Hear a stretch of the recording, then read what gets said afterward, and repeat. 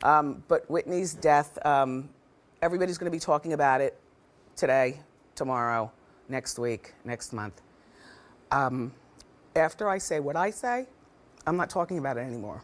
Whitney Houston passed away, but her death is still one of the darkest, most talked about mysteries in Hollywood. It's been over a decade, yet the questions just keep getting louder. Because what if I told you someone knew exactly what she saw right before she took her last breath? Flashback to 2003. Whitney Houston, the Queen of Soul, went absolutely nuclear on Wendy Williams. Live on radio, in front of millions, screaming, cursing, pointing fingers, putting Wendy in her place like the world had never seen before. Fast forward 9 years. Whitney is found lifeless, face down in a bathtub at the Beverly Hilton. And the crazy part, the same Wendy Williams that Whitney dragged on air ended up being the one person who knew the most about exactly what Whitney saw right before she died. And today, we're pulling back the curtain on 3 explosive secrets that changed everything. Did Whitney Houston walk in on Illuminati rituals in Hollywood and refuse to play the game? Was her own industry godfather, Clive Davis, secretly stealing tens of millions from her, and she was about to sue him? Was Wendy Williams thrown into a facility and silenced because she knew way too much? So here's the real question.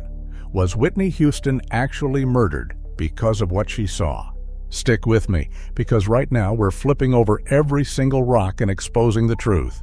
If you're new here, hit that subscribe button and turn on notifications. Welcome to the Black Legend family. Let's get into it. Chapter 1. Wendy Williams, the woman who knew too much. Let's go back to the very beginning, because to understand what Wendy Williams knew about Whitney Houston's final days, you first have to understand the twisted, complicated history between these 2 powerful black women. It's the early 2000s. Whitney Houston is still the undisputed Queen of Soul, a voice of an angel, but her personal life is spiraling out of control in the tabloids.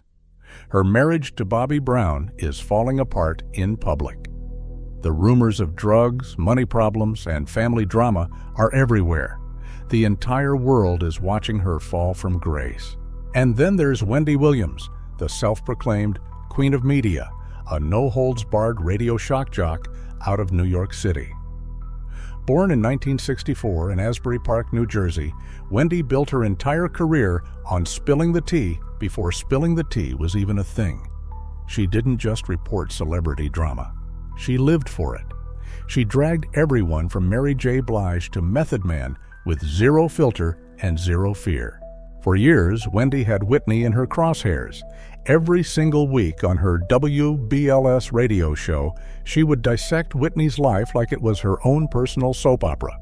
The marriage, the kids, the alleged drug use, the weight loss, the freak-offs, nothing was off limits.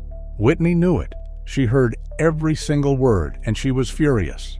Then came January 30th, 2003, the day everything exploded. Whitney calls into Wendy's show live on air.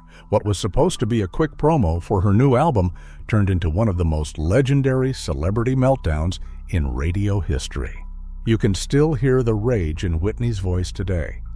Wendy starts firing invasive question after invasive question about drug use, her marriage to Bobby Brown, money problems, family drama, and even jokes about freak-offs. Whitney snaps instantly. "Who are you talking to? I'm a mother. Only my mother has the right to ask me that." The argument gets hotter. Wendy keeps pushing. Whitney is done. "You don't live with me. You don't sleep with me. You don't do shit with me, but talk about me. So watch what the fuck you say." She even threatens to meet Wendy outside back in the day in North, but then catches herself and says, "But I'm a lady and I have class." That moment defined both of them. To the public, it looked like pure hatred. But here's where it gets deeper. Years later, Wendy would admit on her own show that she wasn't dragging Whitney out of hate. She was dragging her because she saw herself in Whitney. See, Wendy had her own secret war.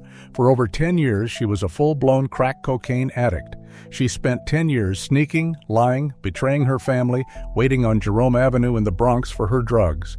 She's not proud of that girl. She knew exactly how cheap crack was. That's why in one segment she looked straight into the camera and said, "Crack is cheap. Whitney makes too much money to ever smoke crack. Let's get that straight." But Wendy didn't stop at jokes. She started giving real, raw warnings. In multiple episodes before Whitney's death, Wendy went hard. "Whitney, you need more than outpatient rehab. The industry is watching. Your addiction is making you a liability to the executives who are investing millions in your career. If you don't get it together, they will be forced to get rid of you." She didn't say they would kill her, but she implied it. She knew how Hollywood works. She knew once a star becomes too expensive, too unpredictable, too much of a risk, the machine finds a way to replace them. Wendy was speaking from painful experience. She identified with Whitney so deeply that after Whitney passed, she broke down crying on her show in 2012, saying, "One of the reasons I identify so much with Whitney is because I am an ex-cocaine offender, America. I always pictured us both getting sober in our late 50s or 60s, sitting down together, talking about survival." She genuinely wanted Whitney to win that battle. But after Whitney was found lifeless in that Beverly Hilton bathtub in February 2012, something shifted in Wendy. She went quiet, really quiet. For years, the woman who never shut up about anyone suddenly had nothing to say about the biggest death in music history. Then came the guardianship. In 2022, Wendy Williams, the same woman who built an empire talking freely, was placed under court-appointed guardianship. Officially, it started because her bank raised concerns about her finances and possible exploitation. Later, a dementia diagnosis was announced in 2023, something Wendy herself has fought hard against, saying she doesn't have it and wants out. She's been living in a memory care facility. Her shows stopped. Her voice was silenced.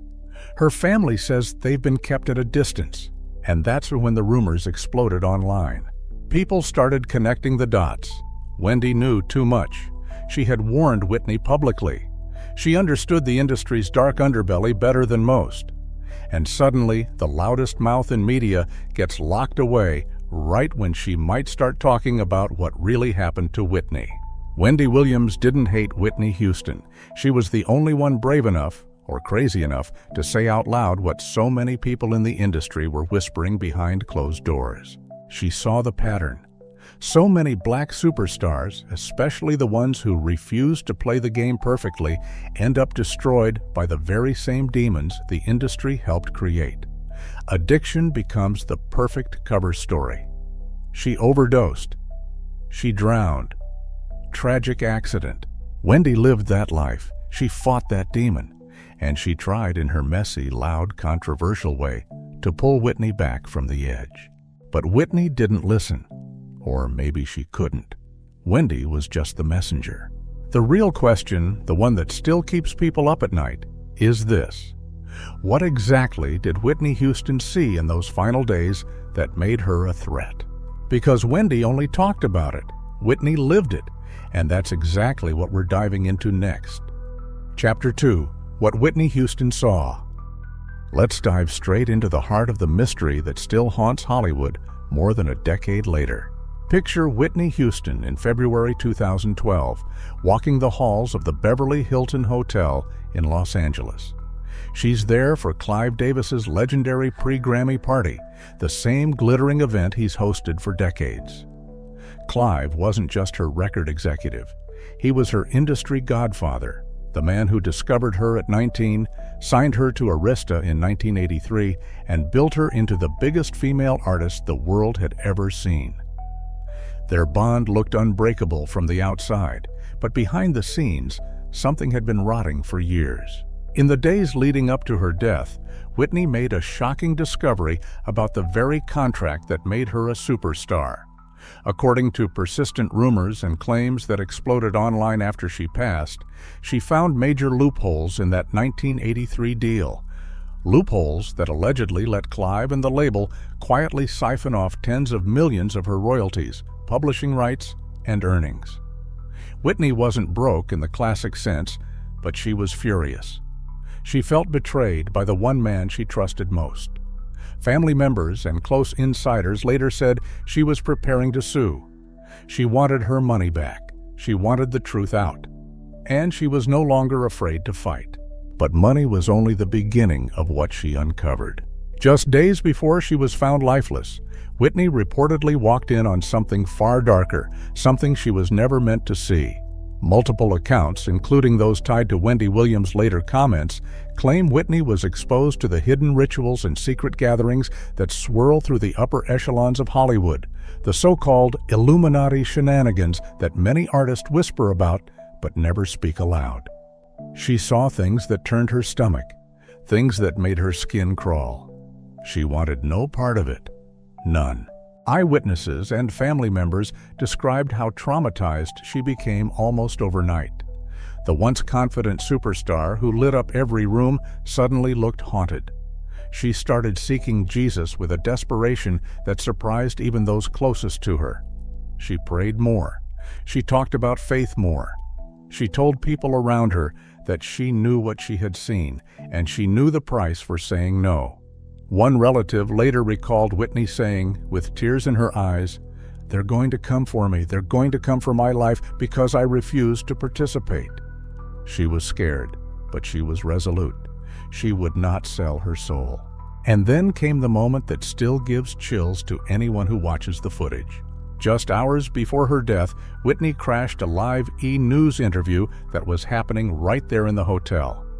Brandy, Monica, and Clive Davis were on camera talking about music and the Grammys. Whitney, looking manic and emotional, burst into the shot. She hugged everyone, talked rapidly about swimming 2 hours a day, and then did something strange. She slipped a folded note into Brandy's hand. She leaned in close, whispered something only Brandy could hear, and then pulled back with a knowing look. Brandy has never publicly revealed exactly what was written on that note. To this day, she refuses to say. But those who were there and those who have studied the clip swear the energy in the room changed instantly. Whitney looked like a woman who was running out of time and trying to pass on one last desperate message. 48 hours earlier, things had already grown tense. Whitney and Clive had a major argument. According to people close to the situation, Bobby Christina was in the room and witnessed part of it. Voices were raised, accusations flew. Whitney was emotional, confrontational, and no longer willing to play the polite protege. Clive, the man who had controlled so much of her career, was suddenly on the receiving end of her fury. The fight was raw, it was real, and it happened right in the same hotel where everything would end. Now, let's talk about the night she died. On February 11, 2012, Clive Davis still threw his pre-Grammy party downstairs in the Beverly Hilton, just floors away from the suite where Whitney's body had been discovered earlier that day. The music played, the celebrities laughed, the cameras flashed. Clive stood on stage and turned the entire event into a tribute to Whitney, speaking about her life and legacy while her lifeless body was still being examined upstairs. The contrast was jarring. How does a man who called her his daughter, his greatest discovery, host a celebration while her body is still warm in the same building? Many people watching at home felt sick to their stomachs. It didn't feel like grief. It felt like business as usual, and Clive's track record only added fuel to the fire. Look at the other artists who once worked closely with him. Phyllis Hyman, a powerful voice in the 70s and 80s, had publicly warned about the dark side of the industry and her issues with Clive before she was found dead in her apartment from an apparent overdose in 1995. Other talents under his umbrella over the decades met sudden tragic ends, often ruled as accidents, overdoses, or heart issues right when they started pushing back or asking too many questions. The pattern was eerie. The whispers grew louder. Hollywood, some said, runs on silent contracts, not just on paper, but on the soul. You play the game, you stay on top. You refuse, you get replaced, sometimes permanently. Whitney had refused. She had seen behind the curtain. She had threatened to expose the financial manipulation and walk away from the rituals she wanted no part of. In the eyes of those who believed the darkest theories, that made her a liability that could no longer be managed. She wasn't just another artist with problems. She was a woman who had looked power in the face and said no. And in an industry built on control, saying no can be the most dangerous thing you ever do. Wendy Williams had warned her years earlier that the machine would use her addictions against her when the time came. Now the warnings felt prophetic. Whitney had seen too much, knew too much, and was ready to talk. But she never got the chance. The real question that still burns is this: was her death the tragic end of a long battle with addiction, or was it the final price paid for seeing what she was never supposed to see? Because the official story never quite added up. And the more you look at the timeline, the fights, the note, the party that never stopped, the deeper the shadows become. But we're not done yet. There's still one darker layer that ties everything together, and it involves money, muscle, and a hotel suite that turned into a crime scene. And that's exactly what we're walking into next. Chapter 3, The Evidence and Clive's Role. Now we come to the part that still sends chills down the spine of anyone who digs into this story. The final hours, the physical evidence, and the man who stood to gain the most. Let's step inside the Beverly Hilton on February 10th and 11th, 2012. The hotel was buzzing with pre-Grammy energy. Celebrities, cameras, and the promise of another legendary night hosted by Clive Davis. Whitney Houston was staying in a suite just floors above the ballroom where the party would soon unfold. According to private investigator Paul Hubel, a former Chicago police officer who spent months examining the case, Whitney had been carrying a heavy burden in those last days. He claimed she owed roughly $1.5 million to a dangerous East Coast drug ring. The debt had been building for weeks. Hubel said dealers had been harassing her, pressuring her to pay. On the day before she was found, witnesses reportedly overheard Whitney complaining in frustration, "I'm tired of this shit." Hubel believed that line referred to the constant demands for money. He also claimed a fresh delivery arrived right there at the Beverly Hilton. What happened next, according to his investigation, turned a private struggle into something far darker. Hotel surveillance footage, which Hubel said he obtained and later turned over to the FBI's Chicago field office, allegedly captured two unfamiliar, scruffy-looking men slipping into Whitney's entourage. They blended in just long enough to enter her suite during a critical 45-minute window when she was completely alone. No security, no assistants, no friends. Just Whitney and whoever walked through that door. Hubel described the footage as showing the men moving with purpose, then disappearing inside the room. When her assistant, Mary Jones, eventually entered the bathroom later that afternoon, she found Whitney face down in a tub filled with water. The scene was chaotic, but what stood out in the official coroner's report were the marks on her body that didn't quite line up with a simple accidental drowning. There were superficial abrasions on the left side of her forehead, one with an underlying bruise. There was another small abrasion on the bridge of her nose. A red fluid, described as bloody purge, was coming from her nostrils, and there was a small cut on her upper lip. These injuries happened while she was still alive.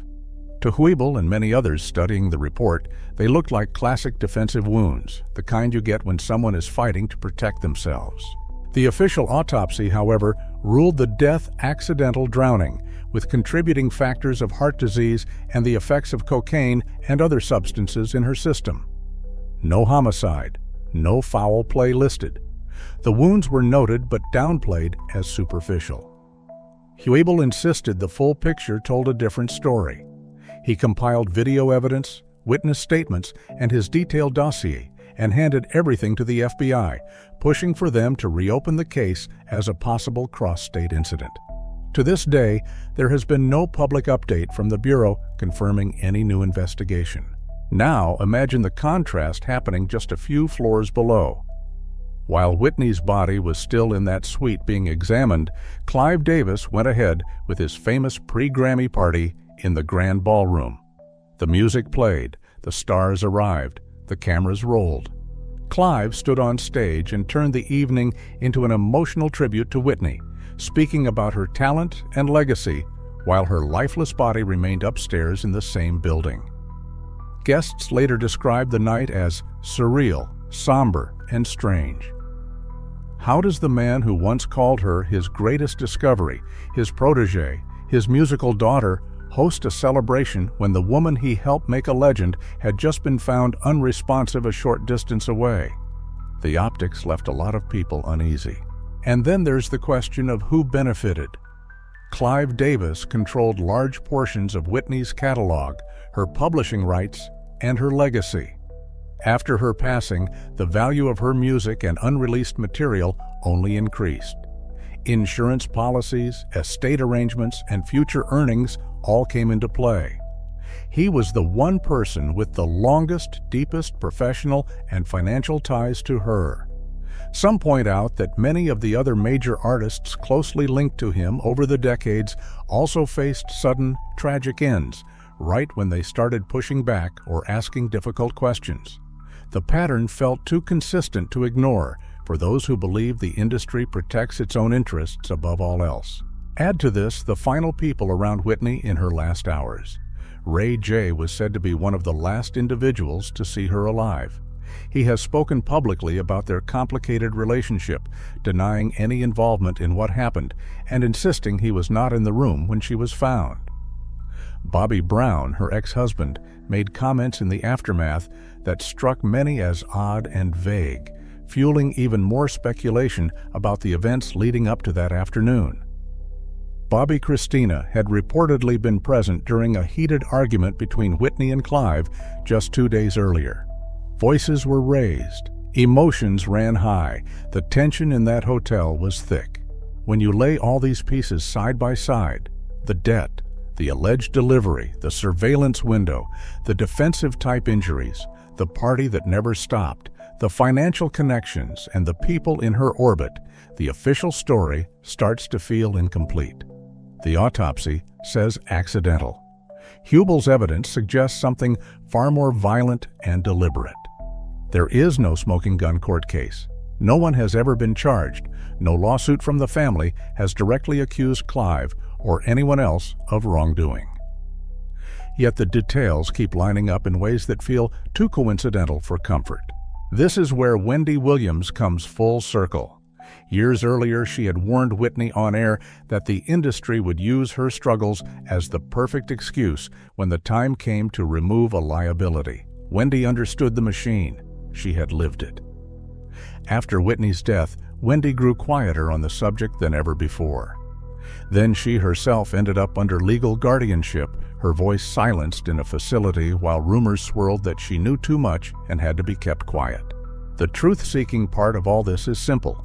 There is no official proof that changes the ruled cause of death. But there are too many overlapping threads, too many unanswered questions, and too many powerful incentives for the story to stay exactly as it was written. Whitney Houston walked into that hotel carrying secrets, frustrations, and possibly knowledge that made her dangerous to certain interests. What happened in that suite during those 45 minutes may never be fully explained in a courtroom, but the circumstances surrounding her final moments continue to raise doubts that refuse to go away.